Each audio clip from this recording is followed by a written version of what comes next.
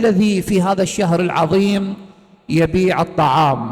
يعني عندنا مطاعم بصورة عامة، يعني تقريبا 90% أو ليش أقول 100%.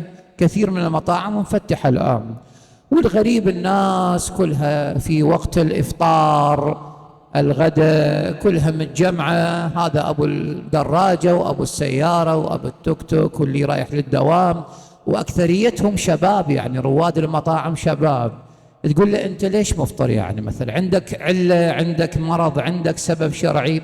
أتذكر في رواية أن أمير المؤمنين جيء إليه بشارب خمر في شهر رمضان، فجلده علي بيده 100 جلدة.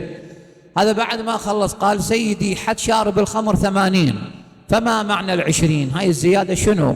اسمع، قال: أما 80 حد الله، وأما 20 لجرأتك على الله. أنت عندك جرأة على الله عز وجل. يعني هذا اللي مفطر الآن بدون سبب والآن يموت بهاللحظة هذه مثلا، ماذا يقول لله سبحانه وتعالى؟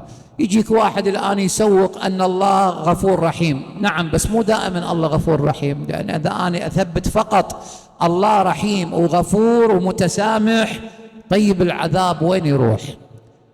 وهو هذا القرآن الكريم فيه آيات عذاب وآيات رحمة. زين، إن الذين يؤذون الله ورسوله لعنهم الله في الدنيا والآخرة وأعد لهم عذابا مهينا. إذن أكو عذاب مهين، وأكو عذاب أليم، وأكو عذاب عظيم، وأكو عذاب شديد.